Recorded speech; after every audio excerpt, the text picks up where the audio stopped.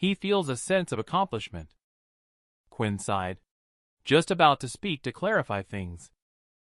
The entire night sky was lit up by fireworks. The sudden sound interrupted her. Everyone's attention was subconsciously drawn to the fireworks. As she watched, she suddenly realized that the fireworks had turned into a message. "Happy birthday, Quinn!" This fireworks display was grand. Almost half of the Sioux region could see it. The Quinn family members all had stunned expressions upon seeing it.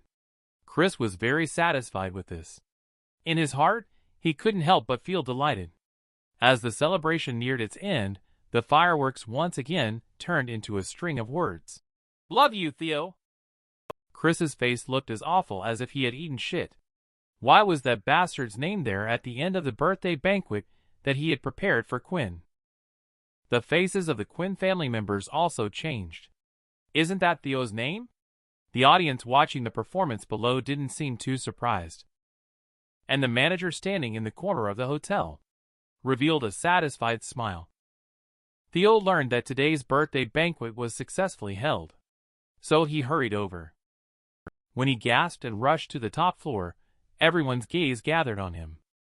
Quinn looked at Theo with a moved expression on her face. She didn't expect that it was this guy who had carefully prepared this birthday banquet for herself. With a livid face, Chris strode up to Theo. He stared at the culprit and said in a low voice, "It's all because of you." At that moment, the voice of the hotel manager suddenly sounded. "Exactly. This is the gift that we, Theo, are giving you." He walked over with a group of bodyguards and surrounded Chris to prevent this crazy dog from hurting Theo. Theo felt chest tightness and even wanted to cough up blood. "I just want to secretly shoot a poisoned arrow. You throw a bomb directly. I didn't expect you to be so cunning. Younger brother, you are really naive." Chris' face twisted in anger at the moment. His eyes stared at Theo with resentment. He saw several bodyguards blocking his way. He rushed forward and threw a few punches. He saw him rushing towards Theo. Quinn, furious, stood in front of Theo. Chris's eyes were spitting fire, even showing a bit of murderous intent. Then he quickly came to his senses. She's not protecting Theo. She's protecting herself. If I act on impulse and punch him to death here, things will escalate. Brooks looked at the hotel manager angrily and said, "What do you mean, Moon Hotel? We are hosting a birthday banquet for Quinn and Chris. How dare you play like this?" The hotel manager chuckled dismissively and said, "Hosting a birthday banquet? Isn't it Theo who is hosting it today? I didn't charge you a penny. What do you have to say?" Brooks's face changed suddenly. He finally understood why the other party did not charge him money. But then he pointed at the Quinn family crowd and exclaimed, "Don't forget about the land in Western City. Without Chris, your Quinn family won't be able to get it in your next life." The faces of the Quinn family crowd suddenly looked somewhat embarrassed. Although this kid pretended for half a day that it wasn't his business, it seems that the Quinn family did take advantage of him with that land in Western City. Ryan's face darkened. He was just about to stand up and express his willingness to return the land to them. The manager coldly snorted and said disdainfully, "That piece of land was only obtained by the Quinn family because Theo spoke up." As soon as he said that, Ryan quickly made a phone call with his phone. After asking a few questions and getting an answer, he looked at Theo gratefully. At this point, Chris's mentality was on the verge of collapse. But after extreme anger, he suddenly calmed down. He walked away briskly from this humiliating place. After they left, the hotel manager smugly adjusted his hairstyle. "You guys also deserve it." After staring at the manager for a few moments, Theo felt that he couldn't stay here any longer, no matter how he looked at it. He tempted him with a doubled salary and sent him off to Siberia. The man was reborn as the villain in the novel. He messed up the birthday party prepared by the male lead for the female lead. He even caused the male lead to be humiliated on the spot by everyone. For this reason, Chris secretly harbored the intention to kill, ordering his subordinates to prepare for retaliation. Within a week, he not only wanted to shut down Moon Hotel, but also to leave the hotel manager with no place to be buried alive. As for Theo, he not only wanted to kill him, but also to let him watch with his own eyes, as the Quinn family perished before his death. Upon returning home, Theo sat wearily in a chair. Thinking about Chris's expression earlier that day, Theo knew that the difficulty of surviving had increased once again. He had just lain down when the sound of the system rang out. Host successfully survived the plot. The reward is a copy of the heavenly scripture of the green sack. Automatically learned. The system suddenly showed great mercy by giving such amazing rewards. It directly filled up my medical talent to the maximum. He looked at his own body.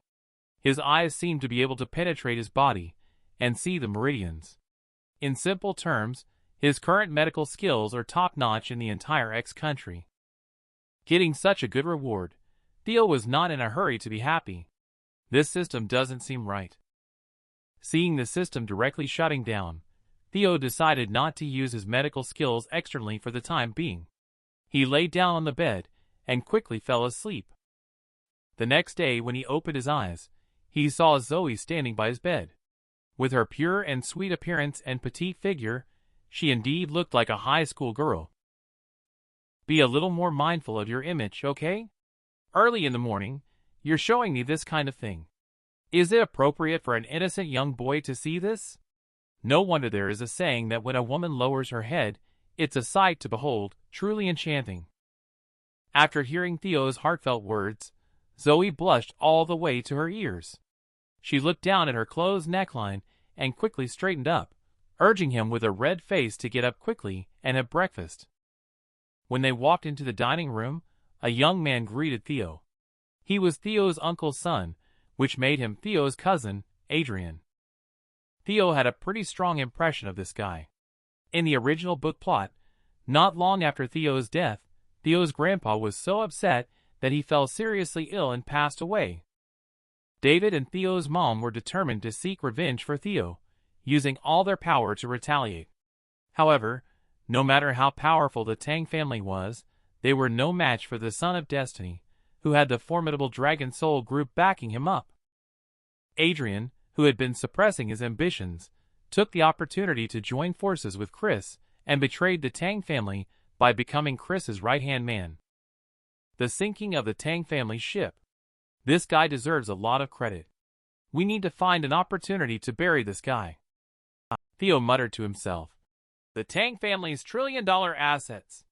All of them are rewards that I, survive until the end, must bring back. After breakfast, the three of them went to the backyard to find the old man. Zoe poured Grandpa a cup of tea for Theo and sat aside to start taking his pulse. Theo quietly observed his grandfather. After receiving the reward of the heavenly scripture of the green sack, he now only needed to focus his eyes to see where the problems were in a person's body.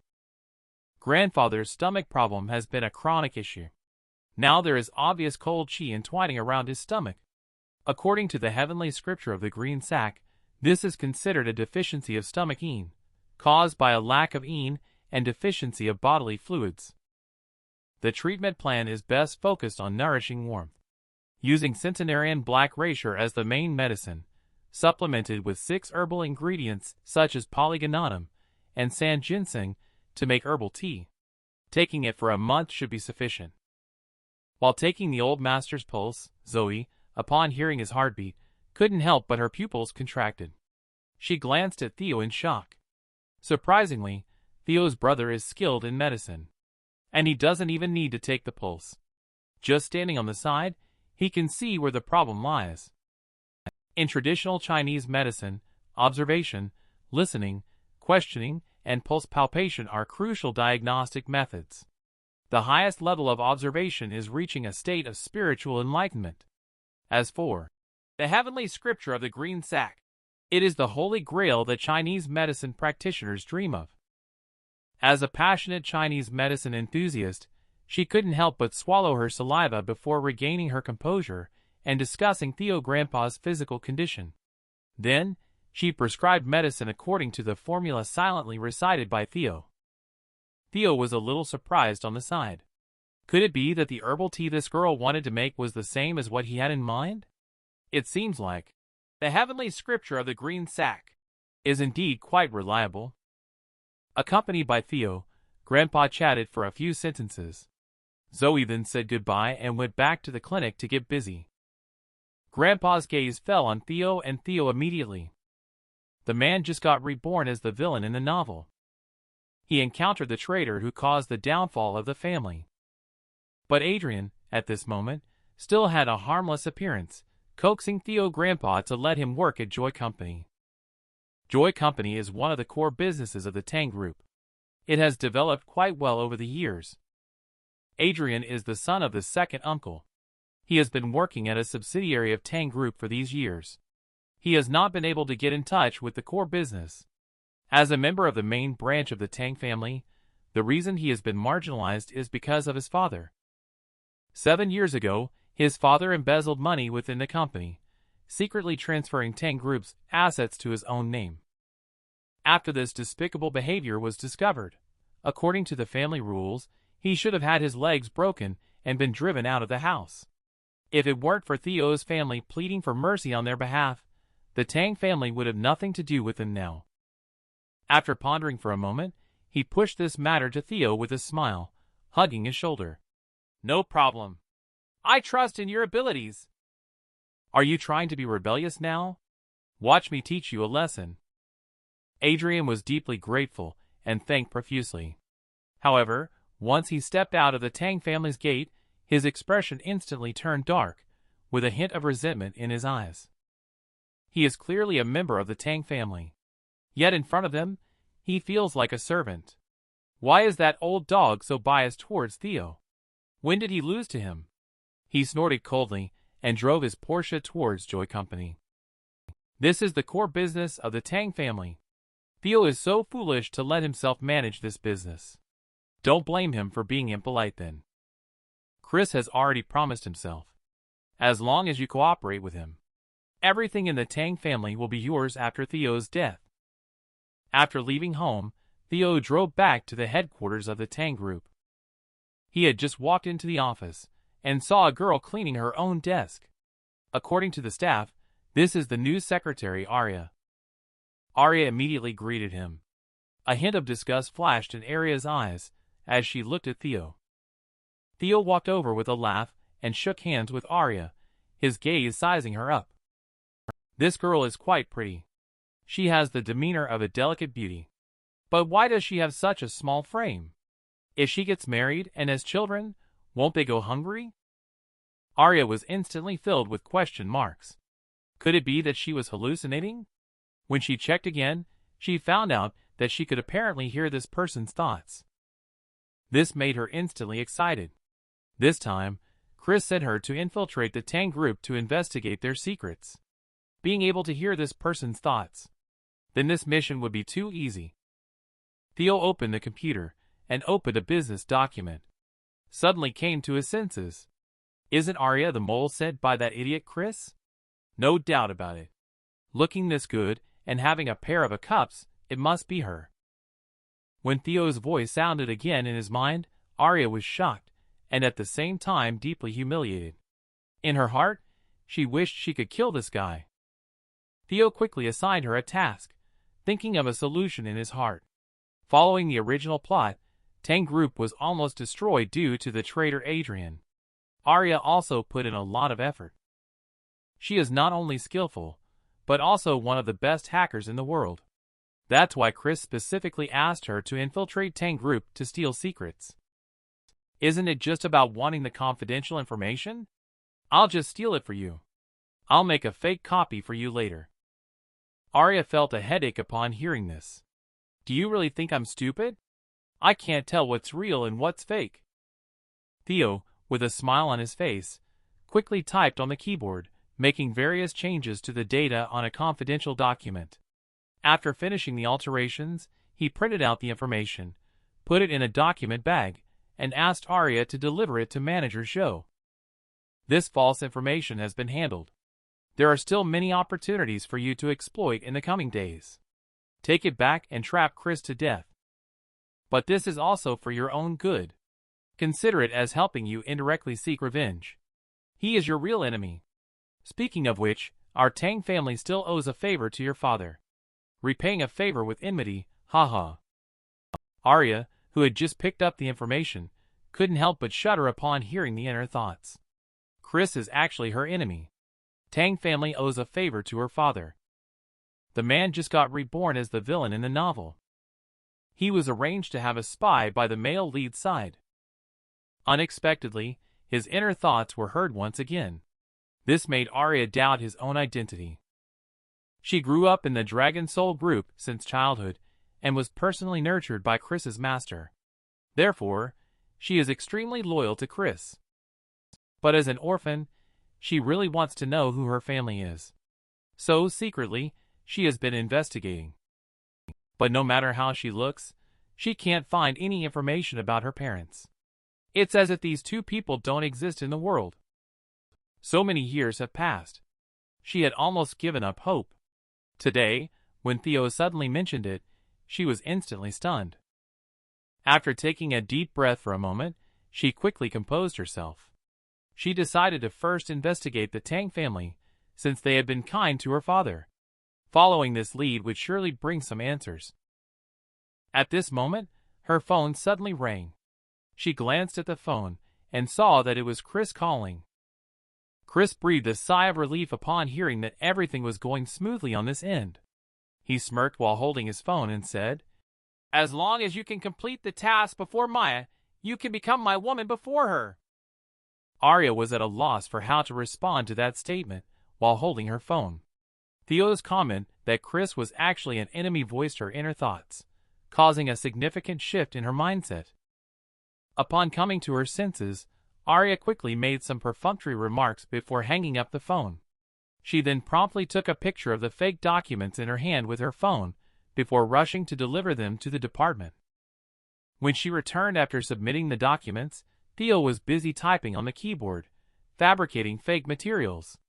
Seeing Arya taking so long to come back, Theo couldn't help but grin.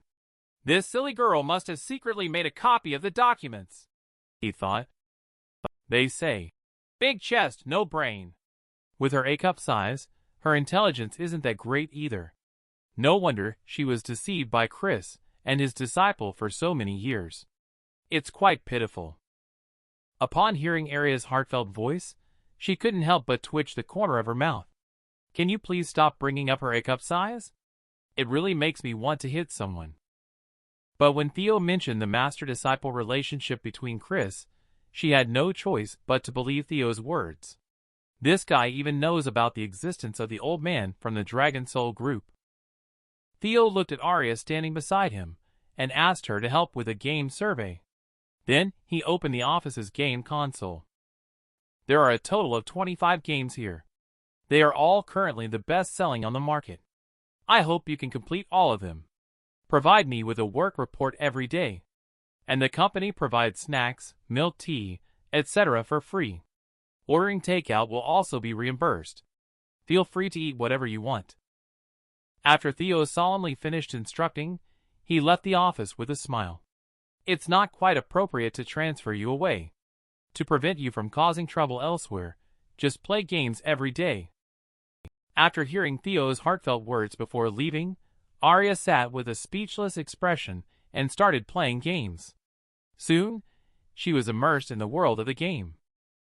In a room on the 12th floor of Moon Hotel, a female housekeeper stood at the door and knocked gently. It is now 3 o'clock in the afternoon. Originally, the checkout time was supposed to be at noon.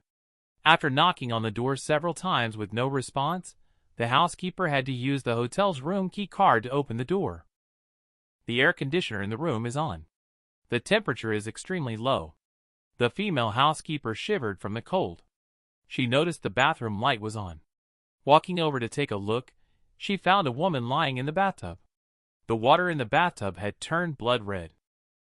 A few minutes later, the hotel medical staff rushed over to conduct emergency rescue. News of a suicide at Moon Hotel quickly spread. Upon hearing the news, a large group of guests immediately checked out. Theo rushed over immediately. When he arrived, the new general manager of the hotel, Eli, was already waiting. The newly appointed general manager didn't even have time to warm the seat before getting a promotion and a raise and leaving. He had just taken over and then faced such a tricky situation. If this matter is not handled properly, it will have a significant impact on the hotel. Eli looked around and whispered in a low voice. The scene has been sealed off. The preliminary conclusion is suicide. However, the police found that the victim's hair was cut, and it is highly likely that she was raped.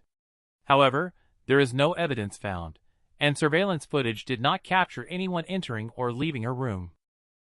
Theo furrowed his brow. This situation does seem a bit off. He pulled out a cigarette and lit it. He sat down and thought for a moment. Instantly, a person came to mind. Brooks. The man, reborn as the villain in the novel. He had just dealt with a spy sent by the male lead. A bizarre murder case occurred at his own hotel. The police initially determined it to be a suicide. But the strange thing is that the victim's hair was missing a section. This phenomenon led Theo to involuntarily focus suspicion on Brooks. As one of the 8 ward generals of the Dragon Soul group, Brooks had quite a bit of time in the original book's plot. In order to enhance his character's presence, the author gave him a peculiar persona. That is, after he kills someone, he will take something from the other person. For men, he will cut off their pinky finger, and for women, he will snip off a piece of their hair. Theo's face darkened at the thought. Last time Chris was so humiliated at the hotel. It's understandable for him to seek revenge. But framing himself for a murder is a bit insane. He needs to find an opportunity to settle the score with this guy. The boss is not easy to handle. It's not difficult to deal with a mad dog. The next morning, the victim's family members came to the hotel and caused a scene at the entrance. Dozens of them came in a group and blocked the hotel entrance. The situation escalated. It had a serious impact on Moon Hotel's business. Surprisingly, the hotel didn't take any other actions besides trying to calm the situation. After a few days of turmoil, Brooks felt that the timing was about right. He came to Moon Hotel alone to find Eli, and coincidentally, Theo was also there. He saw a flash of killing intent in Theo's eyes. Isn't this Theo? Haven't seen him in a few days. Your hotel business is so bad. Theo said angrily. I should thank you for bringing a group of people to make trouble every day. Brooks said disdainfully. I came here today for a simple purpose. I don't like this hotel. It either goes bankrupt or sells to me. Last time Chris was so humiliated here. Just making the hotel lose business is not enough. He wants to buy this hotel cheaply. Make the Tang family bleed. Vent the anger for Chris. You're overthinking. Even if you cause trouble for a year, I won't sell this hotel to you. Theo pointed to the door, indicating that he could leave. Brooks suddenly flew into a rage. He jumped up and kicked the marble coffee table. A hint of a smile crossed Theo's eyes. This was a tactic often used by Brooks, the mad dog, during negotiations with people. He deliberately intimidated opponents to break through their psychological defenses. He deliberately showed a fearful expression on his face. After a moment of struggle, he opened his mouth and said, Okay, I'll sell. Seeing Theo bowing his head in retreat, he threw the contract that had been prepared long ago to Theo. After signing and stamping the document, ownership of this hotel shifted from Theo to Brooks. He is now the head of LC Company, so the hotel is also under his name. Brooks smiled in satisfaction after signing the contract. After the two of them walked out of the hotel together, Eli couldn't help but say, Why did Theo agree to his conditions? How could our Tang family allow him to insult us at will? Theo had a relaxed smile on his face. He pulled out a cigarette, lit it, and said with a smile, You'll find out in a couple of days. The real show is just beginning. Seeing Theo so calm, Eli's mood also calmed down. Theo asked if the previous manager had moved out. Eli quickly explained that the day before yesterday, the manager took a train to Siberia, but falsified his travel records to show he was going to Africa. He is safe now. The hotel has also accommodated them. Next, it's time to discipline Brooks the dog a little. He returned to the car to retrieve his phone. He tapped on the keyboard and sent out a message with a series of rapid keystrokes. The man just reborn as the villain in the novel. He was framed by the henchmen of the male lead. There was a murder case at his own hotel. In order to fish for bigger opportunities, Theo had to agree to sell the hotel at a low price to Brooks. Chris felt a sense of joy upon learning this news. Moon Hotel was a place where he had felt humiliated. Brooks was able to buy it so cheaply. He made hundreds of billions for himself at once. His ability is indeed very outstanding. After hanging up the phone, Chris put away his phone with a wicked smile. After suffering so many losses in the Sioux region, he finally vented some frustration. This is just a small interest payment. The real show is just beginning. In the Western City Sub-Bureau, a very beautiful policewoman is sitting in front of the computer, frowning and pondering over several documents. The case from Moon Hotel a few days ago. It is still under investigation at the moment. This case is definitely a homicide. But Emily cannot find any evidence. It is frustrating her immensely. She has been sitting in front of the computer for days trying to crack the case. At this moment, the phone suddenly rang. She quickly glanced at it and found that someone had sent her an email. Her intuition told her that this email sent to her personal inbox is a significant clue. She quickly opened the email to take a look. Her pupils constricted in an instant. This email is related to the Moon Hotel, but it has nothing to do with the murder case. Instead, it involves drugs. She slammed the table and shouted at her colleague. "Quick, call Sebastian over here." The leader called Sebastian is a round-faced middle-aged man who looks very upright. After taking a quick glance, Sebastian's face instantly turned serious. If the clues in this email are true, this could be a big case. Sebastian loudly ordered, "Have a meeting right away. Form a team to conduct an investigation. I will personally lead the team." Very soon, the entire Western City branch was in action. After the meeting, the investigation team left the branch to begin the investigation. Emily also wanted to join the investigation team, but she was rejected by Sebastian. Let her have a meal and rest well first. Feeling down, she changed into casual clothes and went out for a meal. She was greeted by someone as soon as she arrived at the food stall.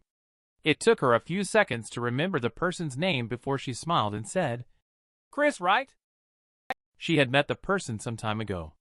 There was a pickpocket on the bus at that time. He bravely stopped the pickpocket. As a result, the pickpocket brought people to retaliate against him after getting off the bus. He ended up knocking down all of them. She was quite surprised when she went to catch the person. This guy is really skilled and kept a low profile. So she was somewhat impressed. But what left the deepest impression on her was this guy's smile. She always felt it was a bit strange. Chris smirked unconsciously. His mouth lifted into a high arc. At the moment, he was holding a scruffy snakeskin bag in his hand, filled with various plastic bottles and the like. Seeing him like this, Emily couldn't help but chuckle. "You're developing a side business, huh?" Chris sighed. Just encountered an old lady picking bottles. It was not easy to see someone at that age doing that. I helped her return the bottles and bought her some fruits. Upon hearing that, Emily did feel a bit more favorable towards him. After learning that Emily was going to eat, Chris didn't linger and left. Dating. Knowing the boundaries is essential. After walking a distance with a bag of plastic bottles, he casually threw it into a trash can. He had just bought it for 10 yuan from an old lady collecting recyclables. 2 deliberately arranged meetings. He already has enough confidence. Emily is a woman he must conquer.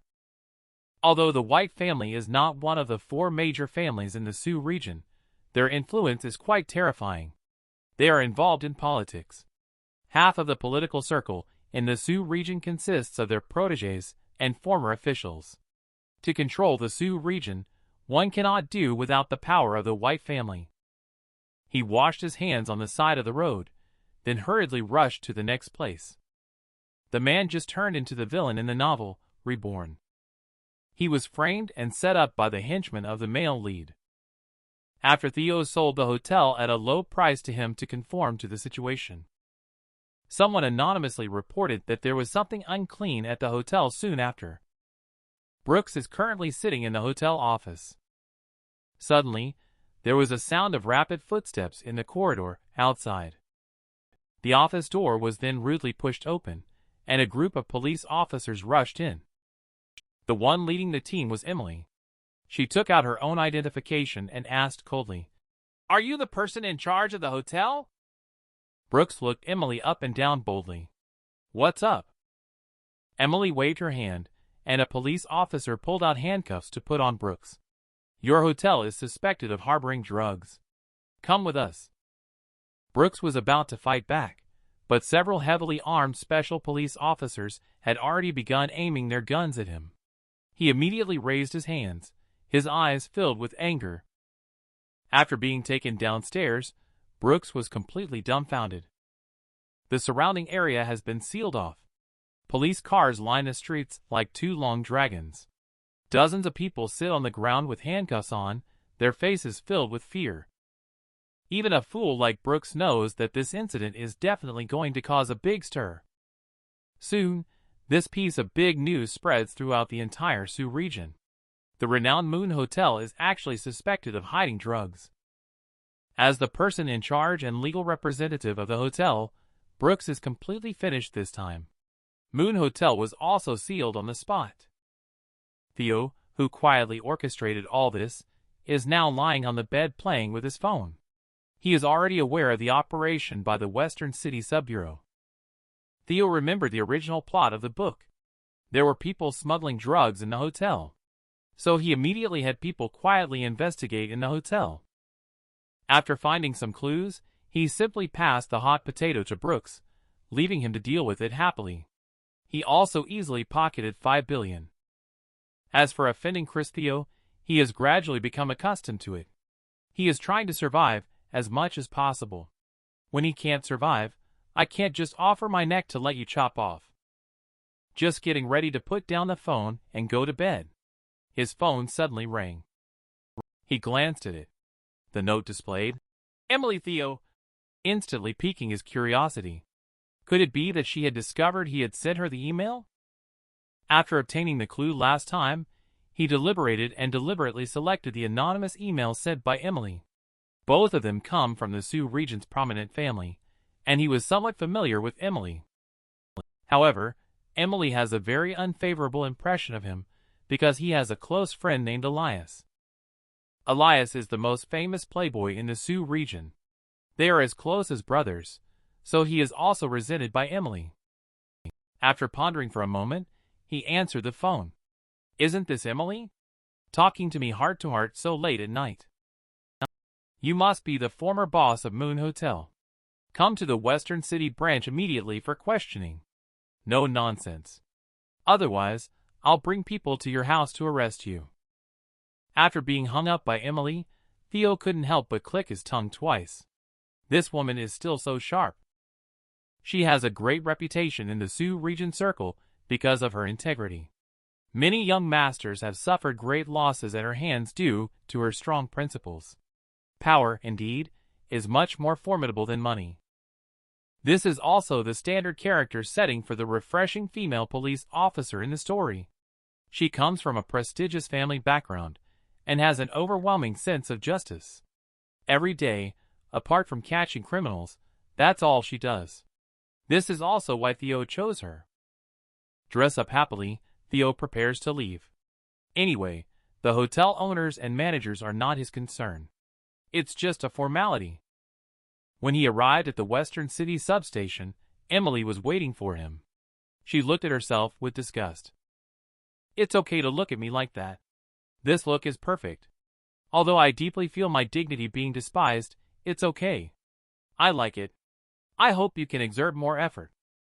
Emily feels like she might have been too tired recently and didn't rest well. Whose voice was that just now?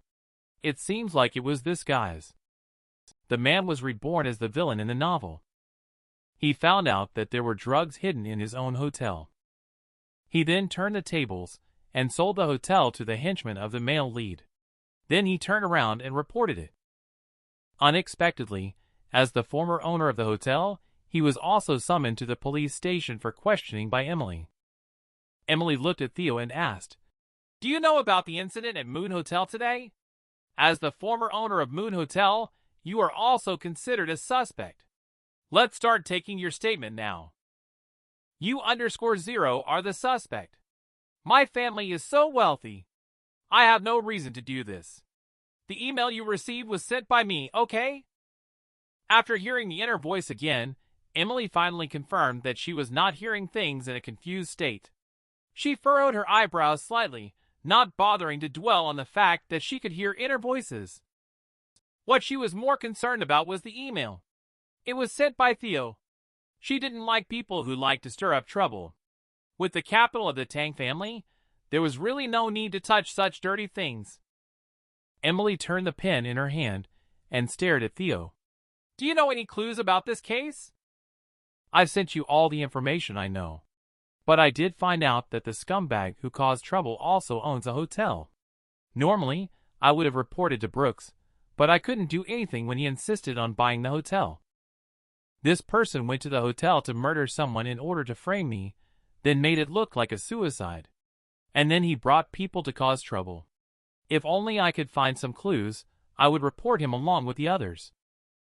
Emily's body trembled slightly. Anger almost spewed from her eyes.